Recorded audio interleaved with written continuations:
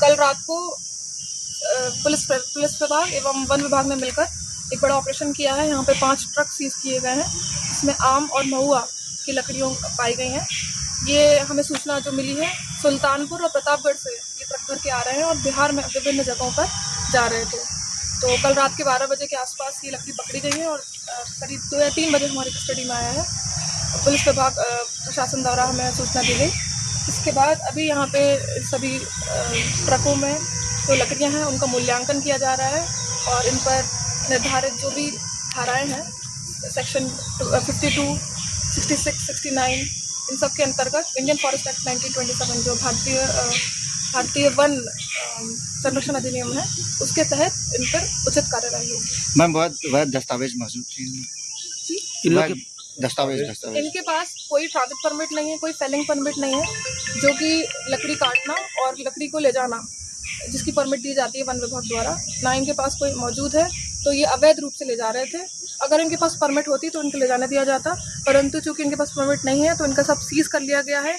अब ये government property होगा है अनटिल एंड अनलेस ये इस ऑफेंस को ये कंपाउंडेबल ऑफेंस में आता है under the Indian forest act. तो अगर ये इस पर जुर्माना जो भी है वो देते हैं तो ये ले जा सकते हैं, अदरवाइज ये गवर्नमेंट प्रॉपर्टी घोषित हो जाएगा और इन सभी जो दोषी हैं अपराधी उनको अरेस्ट कर लेंगे। मैम ये ट्रक कहाँ से कहाँ तक जा रहा था? ये सुल्तानपुर एवं प्रतापगढ़ से बिहार के अलग अलग जगह जैसे मुजफ्फरनगर वगैरह सभी जगह जा रहे हैं। तो क्या मैम वन विभाग के किसी बड़े गिरोह के सक्रिय होने की आशंका है?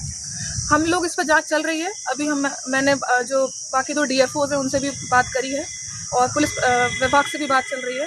फिलहाल ऐसे किसी गिरोह की अभी हमारे पास पुष्टि नहीं है, लेकिन ये जितना हमें सूचना प्राप्त हुई किसी व्यापारी ने कटवा के ये ट्रक वालों को भिजवाया है, पर जैसे ही हमको सूचना प्राप्त होगी हम उसको अपडेट करेंगे। मैम लकड़ी की अनुमानित कीमत क्या होगी? लगभग क्योंकि ये आम और महुआ है तो लगभग जितना अभी तक हमने मूल्य निकाला है लगभग 50-60 हज़ार या 70 हज़ार के लगभग एक ट्रक में वैल्यू है।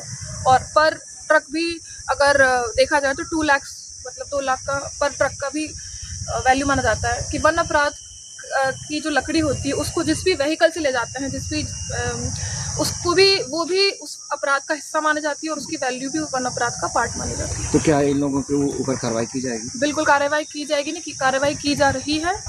ये इनका बयान ले लिया गया है और मूल्यांकन चल रहा है। इसके तत्पश्चात इन पर जो H2 केस है वन विभाग काट रहा है और उचित कार्रवाई इस पर की जा रही है। और एक कुछ इससे पर्यावरण को कितना नुकसान पहुंचेगा? देखिए पर्यावरण जो है वो हम जैसे एक पेड़ माँ के नाम का अभियान चला रहे हैं। वन विभाग का संपूर्ण प्रयास रहता है कि कैसे हरियाली और वन विभाग एवं समस्त विभाग और समस्त में जनमानस इवन मुख्यमंत्री जी और माननीय प्रधानमंत्री जी तक का प्रयास है कि हम लोग पेड़ लगाएं। पर मेरा ये बहुत दुख की बात है, बहुत खेद की बात है कि लोग इसको नहीं मान के अपने कुछ पैसों के फायदे के लिए इसको अवैध रूप से कटवा रहे हैं। तो मेरा सभी को संदेश यही रहेगा कि आप अगर कोई वैध रूप से आप कटवाना चाहते हैं, कोई जेन्युइन रीज़न है तो उसकी फेलिंग परमिट लें और अदरवाइज ये करना अवैध है और इनको सज़ा मिलेगी। वन विभाग चुप नहीं बैठेगा, पुलिस प्रशासन भी चुप नहीं बैठेगा और इस पर उचित कार्रवाई की जाएगी। हम लोगों के प्रयासों जो हरियाली और हरित भूमि के प्रयासों को फेल नहीं होने दिया जाएगा, ये मेरी सभी से मुख्यमंत्री जी का आगमन है और जो किस तरीके से तैयारियाँ की गई? मुख्यमंत्री जी के आगमन के तैयारियां चल रही हैं। कल भी मौके पर जाकर पूरा मुआयना किया गया। वन विभाग ने भी अब चूँकि प्लांटेशन कराना है मुख्यमंत्री जी द्वारा माननीय, तो वो भी देखा गया।